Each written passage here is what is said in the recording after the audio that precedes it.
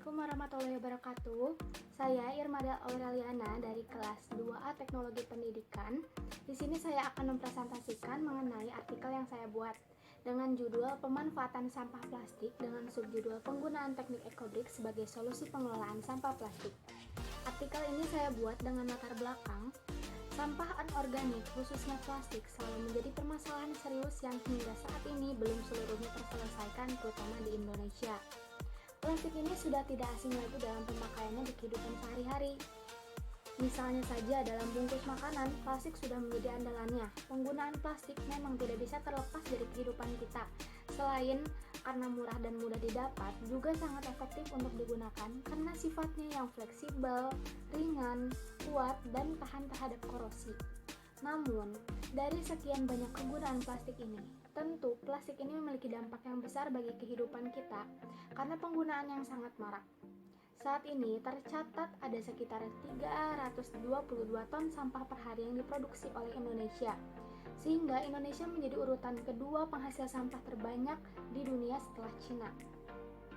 Selain karena penggunaannya yang membludak, plastik ini dapat terbelah menjadi partikel-partikel kecil yang justru berbahaya bagi kita, karena berpeluang masuk ke dalam tubuh makhluk hidup termasuk manusia. Adapun dampak yang bisa ditimbulkan dari manusia antara lain kanker, stroke, serta penyakit pernafasan. Selain itu, dampak dari plastik ini mempengaruhi lingkungan yang menyebabkan adanya pencemaran baik di darat, air, maupun udara. Dari penjelasan itu, maka dapat disimpulkan bahwa sampah plastik ini tidak hanya memberi manfaat kepada kita, tetapi dampak atau permasalahan yang ditimbulkannya pun jauh lebih banyak. Dapat dilihat dari sampah yang ditimbulkan dari sisi kesehatan dan dari sisi lingkungan ini. Penjelasan dari latar belakang tadi, sekarang saya akan mempresentasikan mengenai metodologi yang digunakan dalam membuat artikel ini. Metode atau metodologi yang digunakan dalam penulisan artikel ini adalah pendekatan kualitatif dengan melakukan penelitian secara literatur melalui jurnal online dan e-book. Metode ini dilakukan dengan cara mencari sumber-sumber yang membahas mengenai hal yang sama, yaitu permasalahan sampah dan solusinya. Lalu setelah itu dikaji lebih dalam dan menganalisis apa yang menjadi bahasan setiap jurnal atau e-booknya. Lalu dengan hasil analisis itu, maka kita gabungkan dan hasil dari hasil kajian tersebut.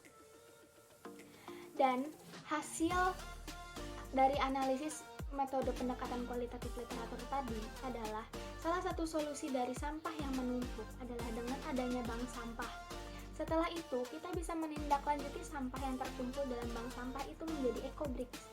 Ecobrik dengan konsep penyampaian yang menyenangkan, maka hasil yang ditunjukkan masyarakat akan sangat baik. Sosialisasi ini diharapkan menjadi pembiasaan dan menjadi pribadi yang dapat menjaga dan peduli dengan lingkungannya. Selain itu, membangun dan menyebarkan standarisasi prosedur dalam produksi inovasi produk ecobrik pun sangat penting dilakukan dan sangat berguna untuk menjaga kualitas dan dari produk inovasi ecobrik tersebut agar aman digunakan dan bisa digunakan dalam jangka waktu yang lama. Dan dari hasil penelitian tersebut membuktikan bahwa penyusunan SOP adalah salah satu hal yang penting dilakukan untuk menjaga kualitas dan konsistensi produk. Dari artikel ini memuat juga pembahasan. Yang pertama adalah pengertian dari ecobrik.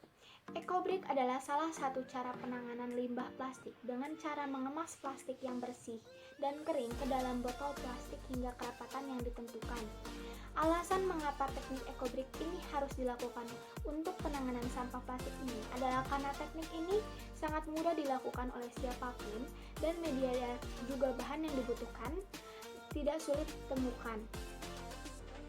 Selanjutnya adalah langkah-langkah prosedur pembuatan ecobrik. Yang pertama adalah siapkan berbagai macam plastik. Yang kedua, pilih botol plastik dan utamakan plastik dan botol plastik yang digunakan ini sudah bersih. Yang ketiga, siapkan tongkat kecil untuk mendorong plastik ke dalam botol. Yang kelima, mulailah dengan menambahkan plastik yang berwarna. Yang keenam, mulailah untuk mendorong plastik-plastik tersebut dengan tongkat yang kecil tadi. Yang ketujuh dan langkah terakhir adalah timbanglah ecobrik yang telah dibuat sesuai SOP yang sudah ditentukan. Yang ketiga dari pembahasan ini adalah manfaat ecobrik.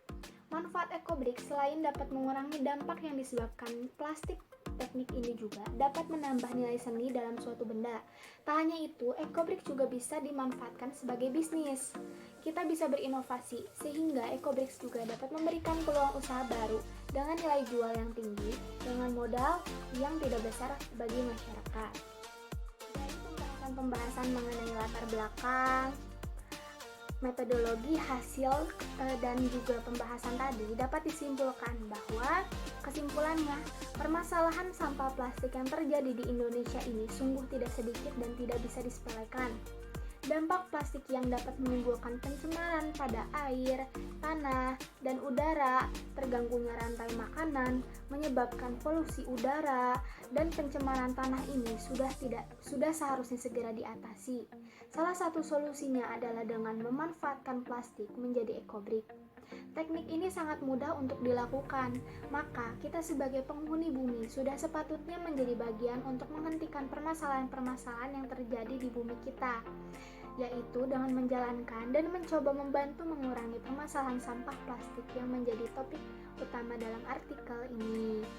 Terima kasih dan sekian pembahasan video presentasi dari artikel saya.